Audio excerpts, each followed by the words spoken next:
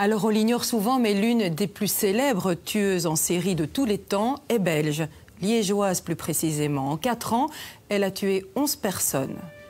Elle, c'est Marie Becker. Son histoire est digne d'Agatha Christie, mais au pays de Simenon, c'est l'histoire d'une femme qui se voulait libre, rebelle, mais qui est devenue une criminelle, une petite fiole de digitaline à la main.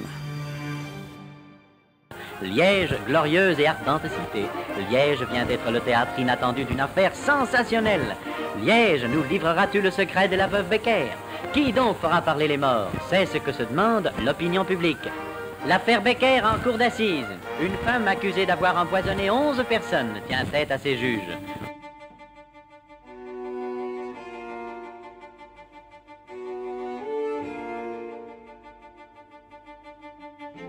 Marie Petitjean, veuve Becker.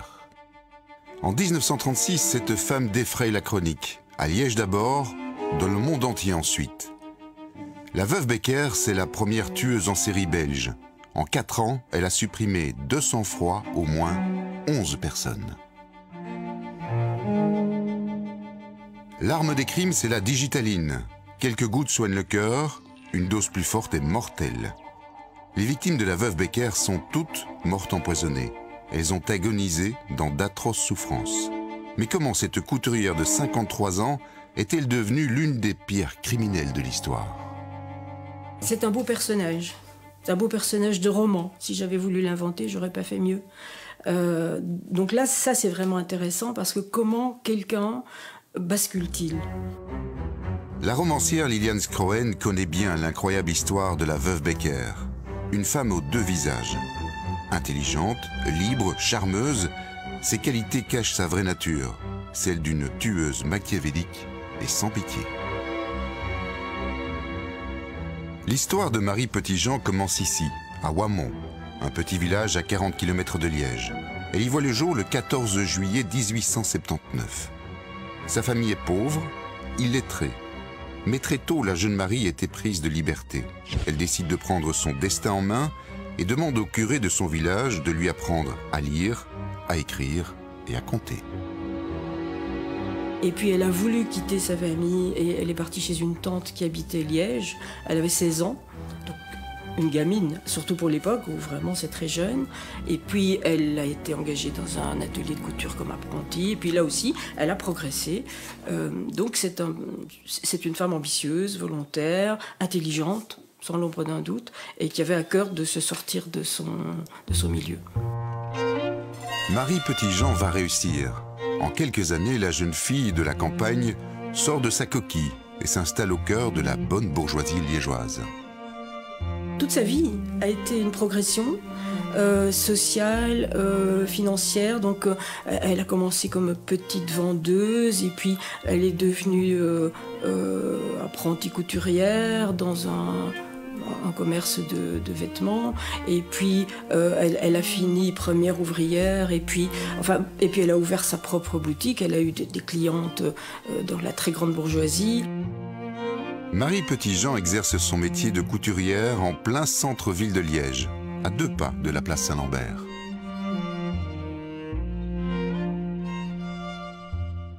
Aujourd'hui encore, ce quartier est celui des stylistes, des ateliers de couture, des modistes. Marie Petitjean va y vivre à 100 à l'heure, bien loin des carcans de son époque. Donc elle s'est mise à sortir et elle a découvert les cafés-concerts, la vie de la nuit. Il paraît qu'elle adorait danser. Son amant dirait, son jeune amant, le dernier, dira qu'elle était frénétique sur les pistes de danse autant qu'au lit. Donc elle était en effet libre de s'amuser. Donc elle s'est amusée en effet.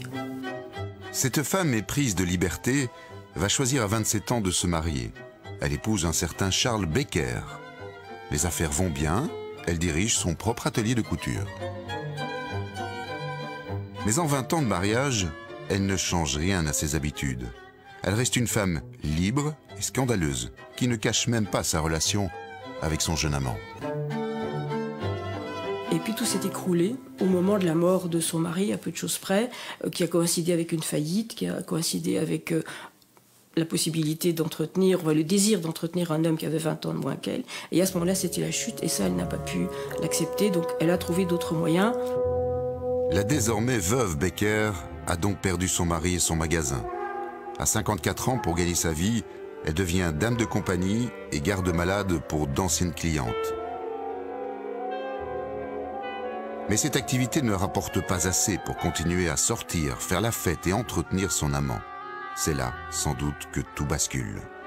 Marie Becker ne veut lâcher aucun de ses rêves. Elle commence à voler. Sa seule morale, c'est elle. Se construire, obtenir son plaisir, progresser dans la société, garder les acquis qu'elle a. Voilà, je pense que c'est ça sa morale, c'est moi-je, c'est tout. À cette époque, Marie Becker n'a plus de limite. Aveuglée par une soif d'argent incontrôlable, elle ira jusqu'à tuer ses patronnes. L'arme du crime, c'est la digitaline. Marie Becker achète des flacons de ce médicament dans différentes pharmacies liégeoises. La digitaline, c'est un extrait de plante utilisé pour soigner les problèmes cardiaques. Mais ce produit est aussi mortel. Une trop forte dose et il se transforme en un poison violent.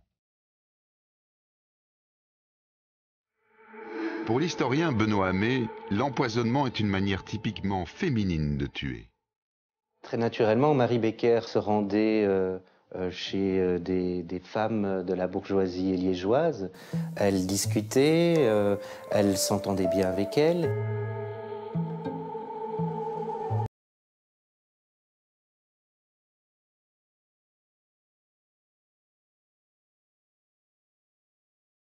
Et ces dames lui faisaient confiance et elles versaient très naturellement quelques gouttes de digitaline dans leur verre.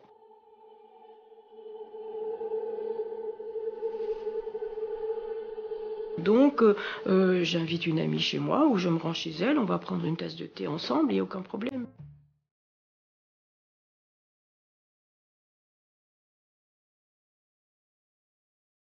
Ou si vous préférez boire autre chose, j'ai aussi du Porto, et voilà.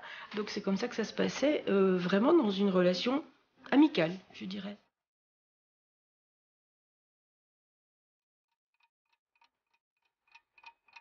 Après l'empoisonnement, Marie Becker n'a plus qu'à attendre le bon moment pour dépouiller ses victimes. Il y avait toujours 2 jours, 3 jours entre le moment où elle avait administré le poison et le moment du décès. Donc l'agonie était longue et c'était une grosse indigestion, disons. Ça se présentait un peu comme ça. Et donc elle allait rendre visite. Et donc pendant ces 2-3 jours-là, elle avait tout à fait l'occasion de fouiller, de toucher, de prendre ce qui l'intéressait.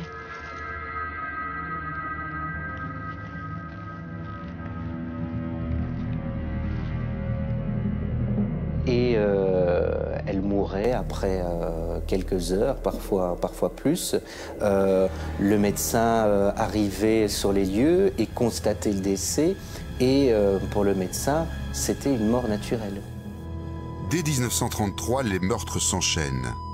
Pour Marie Becker, tuer devient une routine. En 4 ans, elle empoisonne 11 personnes, 10 femmes et un homme. Sa méthode est bien rodée. La veuve Becker, décidément hors norme, devient l'une des premières tueuses en série de l'histoire contemporaine. Une catégorie de criminels rarissime. Chez les tueurs en série, les femmes n'assassinent pas de la même manière que les hommes, ni pour les mêmes raisons. Marie Becker est une tueuse en série puisqu'elle tue plusieurs personnes de son entourage, qui est une caractéristique des tueuses en série, au contraire des tueurs en série qui tuent généralement des inconnus, qui restent dans une région bien définie, au contraire de beaucoup de tueurs en série qui se déplacent. C'est quelqu'un qui utilise l'empoisonnement pour tuer, donc une méthode plus douce, moins violente que les tueurs en série. Il n'y a pas de lien avec la sexualité. Quand elle tue, Marie Becker, c'est pour l'argent, c'est pour le pouvoir. Et ça, c'est des caractéristiques propres aux tueuses en série, au contraire des tueurs en série où il y a toujours des meurtres plus rituels et plus fantasmés. Le 16 octobre 1936, Marie Becker quitte son domicile de la rue Doncel pour aller tenir compagnie à une malade dont elle s'occupe. Elle ignore que 4 jours plus tôt, un courrier accablant a a été déposée au palais de justice de Liège. Une lettre anonyme a désigné Madame Becker en expliquant qu'elle avait sans doute empoisonné un certain nombre de personnes et qu'elle se rendait chez sa future victime. Et la police l'a suivie, a découvert de la digitaline sur elle. La veuve Becker est donc arrêtée. La police découvre chez elle d'autres flacons de digitaline. 80 ans plus tard, nous avons retrouvé une de ces bouteilles. C'est une des 15 ou 16 flacons qu'on a retrouvés chez elle au cours de l'enquête.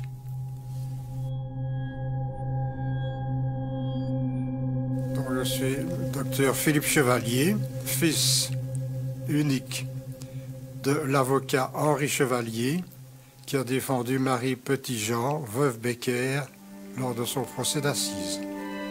Ce procès s'ouvre le 7 juin 1938 au palais de justice de Liège. Grâce à la presse, la photo de l'accusé a fait le tour du monde. Et dans la famille Chevalier, Marie Becker occupe une place particulière. On ne voit qu'une minime partie de la cour d'assises. On voit mon père, on voit la veuve Becker qui rétorque à un témoin ou qui se défend de l'accusation, à des deux gendarmes qui l'accompagnaient et qui la regardent d'un air très sévère. Le public qui se presse et qui veut garder sa place et qui n'hésite pas à rester des heures et même à pique-niquer dans la salle d'assises pour ne pas perdre une seconde, une minute du procès. Et on a vu également parmi le public de la cour d'assises ce qu'on a appelé l'homme au turban. C'était un hindou, je pense, et qui est venu assister au procès. Il y a des gens du monde entier qui sont venus, des envoyés spéciaux de tous les journaux de la planète, à peu de choses près, en tout cas de tous les continents. Ça a fait une couverture médiatique étonnante pour l'époque, avec un des premiers directs entre Bruxelles et Liège, avec des kilomètres de câbles et un camion pour permettre les captations, etc. Oui, c'était vraiment, ça a attiré les foules, ça c'est sûr.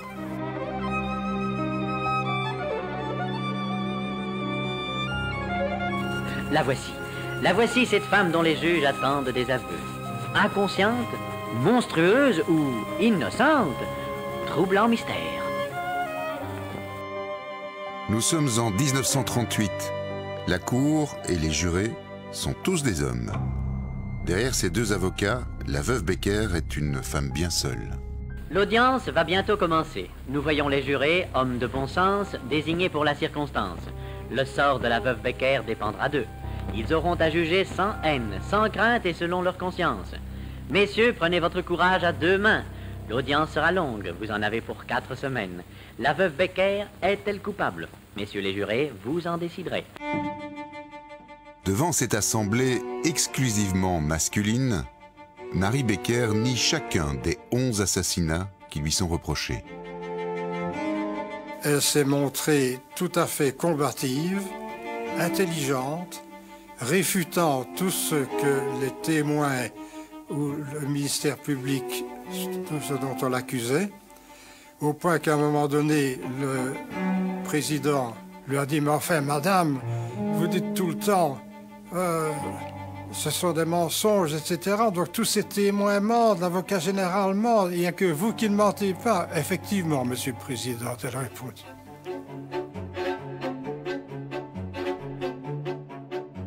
Pour la défense, Marie Becker est innocente. La digitaline aurait été destinée à son usage personnel. En tout cas, les experts n'ont pas pu prouver que les victimes sont mortes empoisonnées. Elle est aussi accusée d'avoir volé des dizaines de milliers de francs. Mais pour se présenter aux assises, la veuve Becker n'aurait même pas eu de quoi s'acheter un chapeau. Au moment du procès, la veuve Becker étant pratiquement ruinée, ce qui est un argument de mon père pour dire qu'elle n'avait aucun mobile dans cette affaire, ma mère lui a prêté ou même donné son petit chapeau pour qu'elle soit présentable en cour d'assises. Henri Chevalier a plaidé 2 jours entiers et réclamé l'acquittement. Son éloquence n'a pas suffi à convaincre les jurés. Marie Becker a été condamnée à la peine de mort, qui n'était plus d'application matérielle, je dirais, donc détention à perpétuité.